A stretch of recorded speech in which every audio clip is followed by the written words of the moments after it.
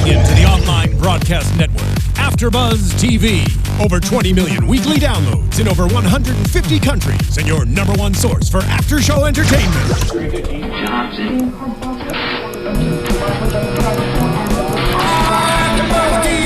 AFTERBUZZ TV, the destination for TV superfans. Producing after-shows for over 300 of your favorite TV shows. Interviewing celebrities and showrunners. And bringing you behind-the-scenes exclusives. All thanks to E! Entertainment's Maria Menounos, producer Kevin Undergaro, and internet leader Akamai. Now, let the buzz begin! Hello, everybody. You are watching Christian sing. Give us some background music. No, I want this slow, quiet song to go. AFTERBUZZ TV's The Voice After Show. It's the live playoffs, night one with Team Blake and Team Pharrell. That's right. I'm Jason Ikeler. I'm Christian Rosenberg. We are finally live. We are finally live. If you guys want to talk to me, you can follow me on Twitter at Jason Ikeler. You can follow me on Twitter at Real Rosenberg. And I finally started hanging out with the young whippersnappers and got an Instagram. And you can follow me at The Real Rosenberg for that. Thank the Lord. Okay, you want to just hop into the episode? Let's do it. Let's talk about her. We are hearing Freebird by Sarah Potenza, Team Blake, Freebird by Leonard Skinner. This is Sarah Potenza. Oh, by the way, there's no girls tonight. It's all boys because we told them not to come in. We don't need no stinking girls. This actually was my favorite performance by Sarah so far in the competition. Why is that? I like her. I thought it was... If I'm just listening, I'm going to talk about other things later. If I'm just listening, I think it was her best vocal. Hands down. I mean, she is definitely one of the strongest vocalists in the competition. There's no doubt about that. Yeah. We've said that since day one. I don't think the audience that watches The Voice is going to vote for songs like this. I can see her getting in the top 12, no problem. I get that. I actually think the audience that's voting for her will vote for songs like this. Because I think there's a very specific pocket of people that are voting for her. Don't you feel like this season there's a lot of like 60s style musicians? We have her, we have Sawyer, we have Lowell. But I think for her it's working because this is who she is. I don't feel like she's faking it. I will say the actual performance reminded me a little bit of like I was watching Cats, the musical. With the tassels on the sleeves. Like she was singing Memory and it was she was flying. Corny. She was Freebird. Yeah. She was flying. I wouldn't have worn that jacket with the song. It was a little too obvious. But I thought vocally this was such a good song for her, and I like the build. You have to have a build. We always say that. She definitely had a great build. This was a great way to kick off the show. Yes. And I think this is enough to get her into the live rounds. Oh, yes. She's definitely one of Blake's three. She's one, and I think we've said this before, but every week I forget about her. Or when she does sing, I'm like, oh, she's fine. And then she sings, and I'm like, oh, she's really good. Yeah. No, she like we said, she's very talented. She's shown that she can do a few different styles of song. She can do the slow. She can do power. I mean, she just did... in the battle round, she did Matt McAndrew's song. Yeah, that was good. Which was, that's also a current thing, and then also we're going down to Freebird here, so she's definitely versatile. I'm always torn when I'm watching this show if I should think about somebody who can win the competition or think about somebody that can have a career after the show. Right. And how I should approach it. Because you have the idol/voice approach in this. Yes. And I feel like I like her for the competition. I don't necessarily see her having a huge career after the competition. There's only one person that we saw tonight that I think could have any legit career after this competition. And we will get to Hannah Kirby who's saying, I Feel the Earth Move by Carole King? It is not, but I love her. Okay. What do you love about her? I find it interesting she does not have a boyfriend, or never had a boyfriend. How old is she? She's certainly not one of those young teenagers. But, I mean, I don't know exactly how old she is. One of those young whippersnappers. The young whippersnappers. That you kids and your video games. Okay, I like Hannah Kirby. What was that? But I feel like she lacks star quality. But the lack in star quality she makes up with in quirkiness. I find it more annoying, personally. Really? I thought she sounded great. I don't like the song choice for the show. It's a little too mid-tempo, and I think it almost... It's not a song I feel like that you can take and make current. You know how some of the older songs... could you do it with Freebird? I thought she did it with Freebird. I think this sounds more like she's playing a character than being Hannah Kirby. Vocally, she killed it. Mm-hmm. This was an insane vocal. But then when I'm watching her too, there's just like something that's not there. Well, we know what's not there, and that's danceability. But what I love, she just goes with it. She feels the music and just has a blast with it. An incredible singer. I think she's got a real fun personality. She's extremely talented. Yeah, she has no idea how to move on a stage, but that kind of adds to the entertainment value in it. Because there are people that will go on stage who's like, wow, this person's got terrible stage presence. It's not that she has terrible stage presence. She's going all for it. Even though it's just like, okay, but she's dancing worse than I can. I think it's not working, is the, like, practice in front of a mirror and see how you like. And I don't know, I would rather hear her sing like a Janis Joplin song or something. This just didn't do it for me. I like her a lot, though. I think she's good, but she needs to work on stage presence and get a better song. But I think Blake picked this song for her. And she was the one saying she didn't have a boyfriend. Why would you sing a song you can't emotionally relate to? That's a fair point. That doesn't make any sense. Up next on Team Blake, we're just speeding right through these, is Corey Kent White, and he's saying To Make You Feel My Love. What happened to this guy? This was so boring. This song has been done so many times and done well so many times that he's going into this because Bob Dylan, Bonnie Raitt, Adele, Kelly Clarkson, everybody's done this. That we could go on for days. He has a really good voice, and there's parts of it that I really like, and then there's other parts of it that make me think he's just ripping off Gary from the Rascal Flatts. But I think overall this was just kind of a karaoke performance, and I don't know, I don't think he was connected to the song. He's closing his eyes too much, and it seems like he's like, okay, I'm gonna play the country singer, so then he puts on the country accent, because his accent wasn't that strong when he was talking. You know, this song, you had the chance, this is the live rounds. Like Blake said, you're the only country singer on Blake's team right now, which is really weird. Yeah. And that's a whole different topic. I think Hannah could go country. She could if she chose to. And this guy, he's a talented singer. He's young. He's a good-looking kid. Girls are gonna swoon over him because it's that young country boy style that Blake could really make this kid blossom. And then to me, he just falls completely flat in this performance. It did absolutely nothing for me. And he's not memorable for me. I only remember him. Actually, I don't think I even remembered him before this.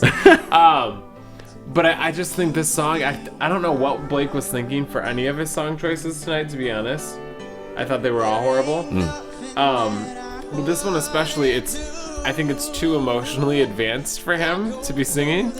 You know what I mean? Like, he hasn't felt this. He even said that. Well, it was I can weird. Maybe sing this to my future wife. His grandfather just died, and you would have thought maybe, if you really need to connect with it, not trying to use that to any type of advantage, because obviously it's a sad thing. But Blake some even sound said lost. That's the good thing about being an artist, is you can pour that emotion into a song. So give him a song where he can do that. About loss and mourning, not a song about a relationship. So many country songs you could do that for. Yeah. Wait, there are sad country songs? Exactly. I don't know. I was actually pretty disappointed with this. I was really disappointed with him. And I think he's good, but I don't know what's going on with Blake this season, but I don't think he's giving very good notes. All I know is if he advances, it's solely because girls think he's cute. Yeah. Which could very well happen. To advance.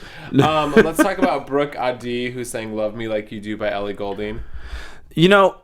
I like this girl a lot. She and heading into the live playoffs, I was like, oh yeah, the redhead, that girl. Okay, wasn't really thinking anything much of her, but it seemed like her personality in the rehearsals with Blake and going with this current song, I really enjoyed it. The judges disagreed with me. They thought it was like too scripted almost. But I really loved her low register. I think she could be a dark horse. I don't. I agree with the judges. I think if you're gonna do a song that's this current, the song is like just charting now on the radio. Right.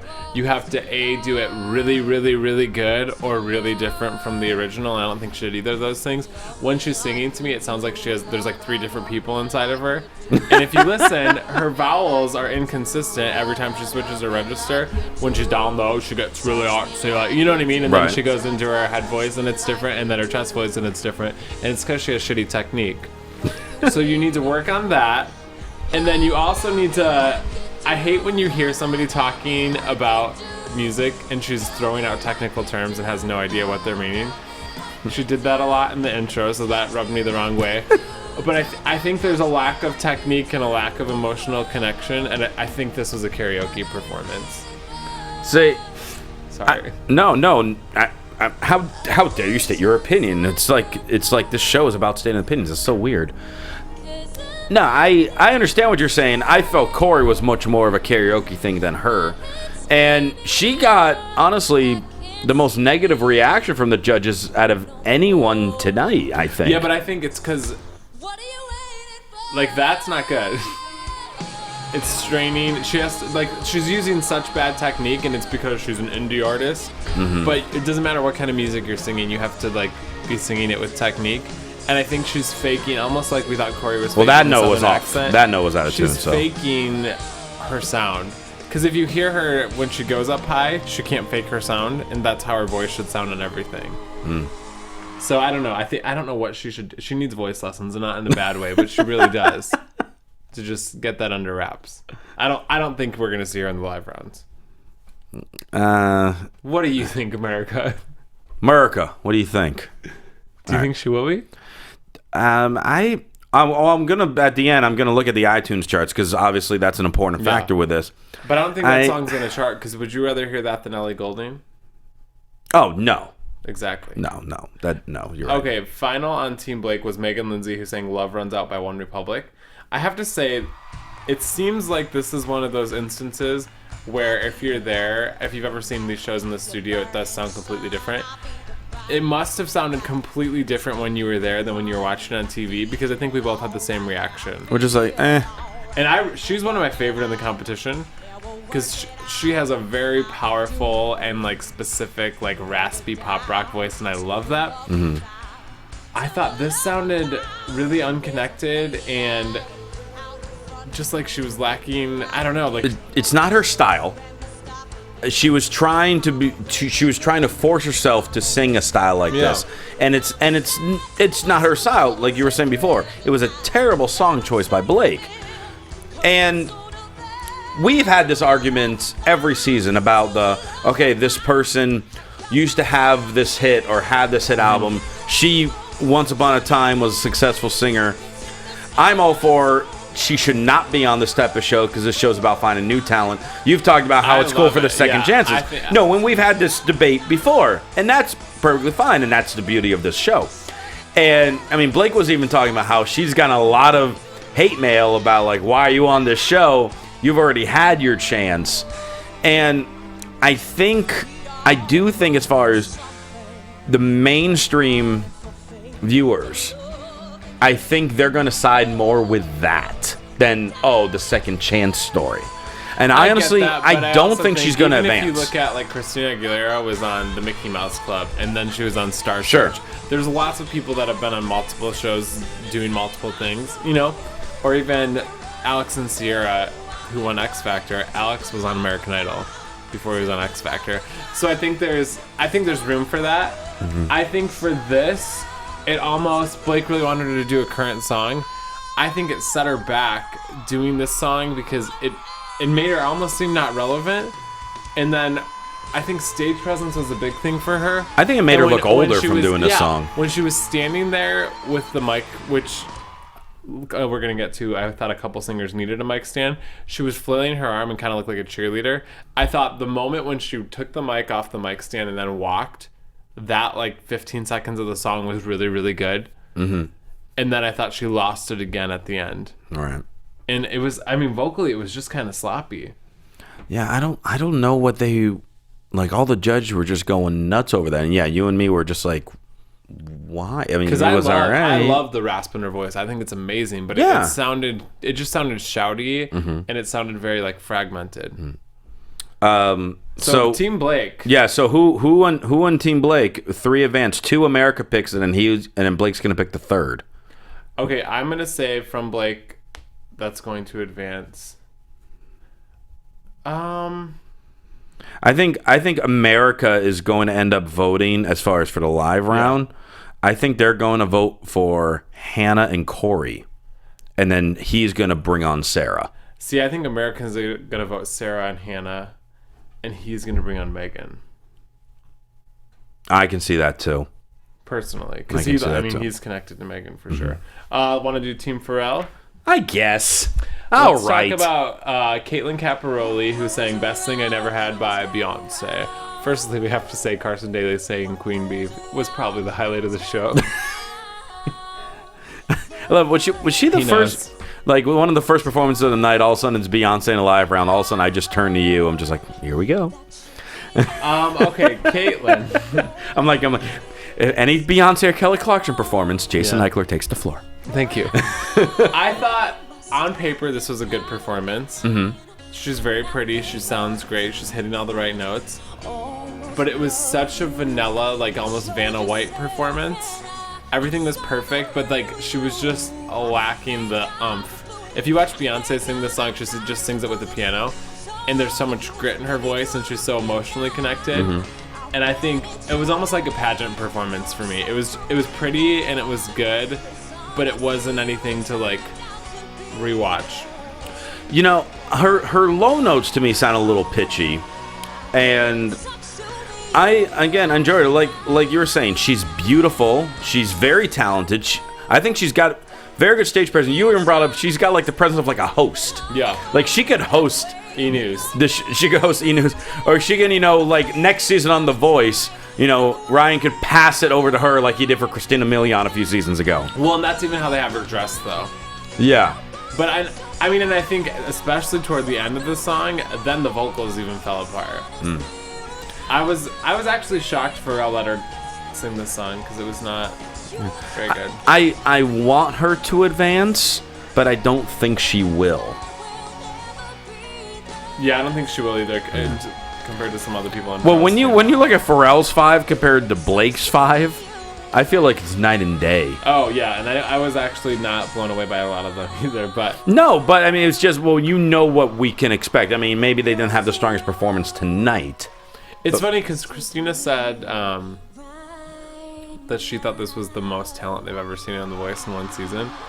And I disagree. They say that every season. But I think this season especially, we're not like...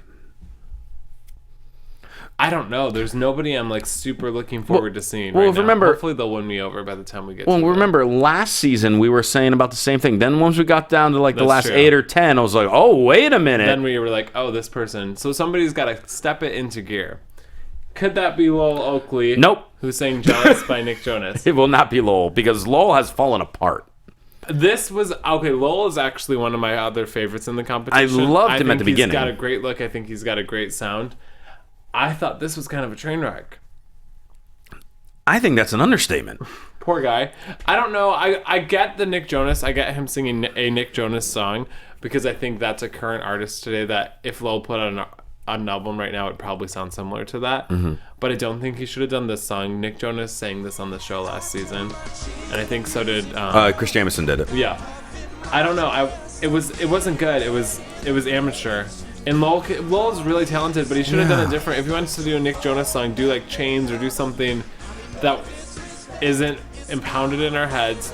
And then if you're gonna do that, you have to switch it up or do it really well. And he didn't. Yeah, his blind audition, I remember saying when we first heard him, I was thinking this guy could go a long, long way. His blind audition was great. I thought his battle was fantastic. All of a sudden, he does his knockout, and it's like, what? Wait, what? Yeah, okay. What all right, maybe it was just one bad thing. And then all of a sudden, we get this. Try to do the current song, which really isn't up his alley to begin with. And I felt like he really only sang with the backup singers this entire song, except the very end where he did a few riffs on his own. That's kind of how the song goes. I'll give him that. But I just think vocally it wasn't up to par. Wasn't. And I'm sorry, why is it cool to have... Again, I'm sounding old. Why is it cool to have your pants not go all the way down to your ankles? Oh, that's in style. That looks terrible. I wish Christian, it's global warming. Yeah. They're preparing for the flood. I wish I could show you my pants right now. Because they're not at my ankles. Jason wants to show me his pants. I'll show you after the show. All right. So I don't know what's going to happen. Girls, where are you? Let's talk about one I think we can both agree on. Mia Z, who sang Ain't No Sunshine. There's no one remotely close to her in this competition right now. Best performance of the night. By far. She just sounds incredible. Whatever she does, she looks amazing, and she has such a control over the stage. And what is she, 16? 16, 17 years old. Such confidence, such seductive in her delivery. And I mean, if they said, okay, 10 people performed tonight and 9 were getting eliminated tomorrow, I would be perfectly fine with it as long as she was still here. Yeah. Because she is so damn good every week. Yeah, she hasn't had a bad performance, and what I like about her is I don't know what she's gonna do next. She kind of surprises us with song choice every week. This was a unique style for her to try, and she kind of made it her own. I mean, it was the that arrangement of this song, but then she still put her own little twist on it. And I think what's cool about her, whenever you hear her sing, you're like, oh, I need to go back and rewatch what she did last week or the week before, because like you see her and you're like, she's so good. Yeah. Which is a really good quality to make people want to watch you. Yeah, I don't know honestly what else we can say about her, except she's not that in the live round, I will probably drive my car off of a bridge. If she what? If she's not in the live round. How would she not make the live round? Yeah, she will. I'm just saying. Vote, people. If you want me to be here, America, if you do not vote Mia Z into the live rounds, Chris is... We were going to quit the show.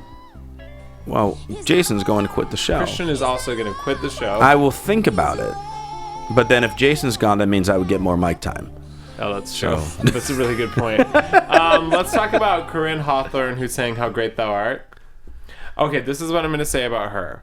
What are you going to say about her? Emotionally, she killed it. Yes. Like, watching her, she was so connected to the song, and you could just tell she was feeling it. Vocally, I thought it was kind of a nightmare. There was way too much vibrato. You don't take a breath in the middle of a word. That's like vocal training 101. I thought her vibrato was completely fake. Yeah, it was too much of it. You can tell because her body was shaking, which made her voice shake. If you actually look in the video of it, and when you get to like the full body shot, you actually see like her leg is physically shaking as well, and you can't sustain a note if half of your body is shaking. And I wish she wouldn't have faked it, because if you listen to her voice without the vibrato, she has almost like a Lauryn Hill type of vibe to it, where it's just very sultry and very pure and very good, but she's like trying so hard to sound emotional, and if she just sang, she would be so much better. Well, I think it was a combination of she's a very religious girl. Her father was in the audience for this, who's a minister. And, like pretty much once she got to around this point of the song is when she really took off. And that's where, again, the emotion really took place. Because she is a powerhouse. And she's another one of those really under the radar performers, I think, in this competition. I'm just a little bit worried, though, if she can't sing correctly.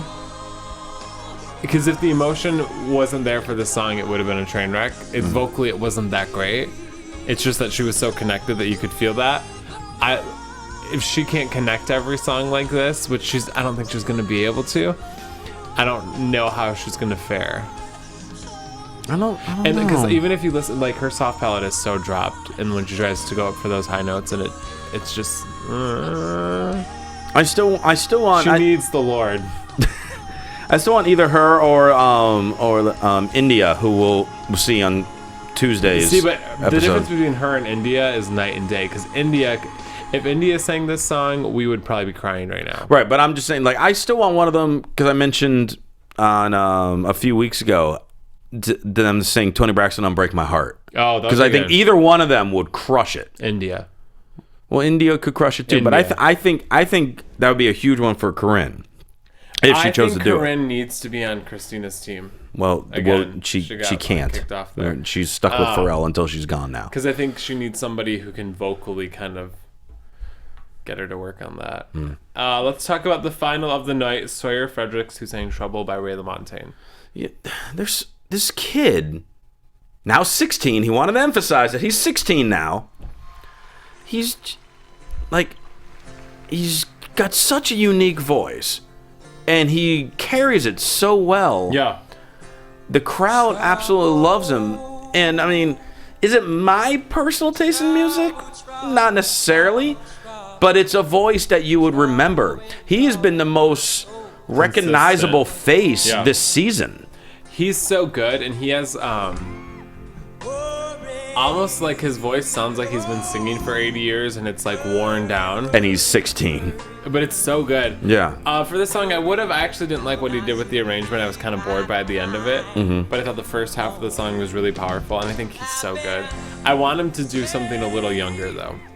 Will he ever get a haircut? I don't think he has to. It's not worth it. I figured you would mention about it. Very healthy hair. But yeah, no, definitely. Well, didn't he do Gavin DeGraw not too long ago? Oh, did he? Or Clyde? Who sings Clyde? Was it Gavin DeGraw? No, Howie Day. Howie Day. He sang that. He needs to sing Home by Mark Broussard. Look that up. Oh. No, that was sang a few seasons ago. Oh, okay. Well, he needs to sing it. I will be going. He needs something that's going to like pump us up a little bit more. Just to kind of show that he's young and can have fun, but he's for sure gonna make it to the line. Oh no, this guy he's gonna probably get Final 5. I wouldn't be surprised by that at all. Because the people love this kid. He's good. He's very talented. He really is. I'm interested to see if they let him do some of his own songs on the show. I don't know if he writes music. I'm assuming with a voice like this, he does. It was cool watching him direct the band in rehearsal. And he was just like, oh, wait, I can do this? I'm allowed to do this? Cool. All right. I think they all should do that. Yeah. In fact, that the youngest kid in the competition is the one that's actually taking initiative and telling the band, hey, I want to do this and then that. You can tell Pharrell was impressed by that, too. Oh, yeah. Okay, do you want to get into predictions? On who and Team Pharrell's advancing? Yeah, or I guess we could just say the bottom 2 on each team. So the bottom 4. And now... Oh, well, because we already kind of said who's advancing on Blake. Okay, let's just do Pharrell. Yeah. I'm going to say for Pharrell, it's going to be...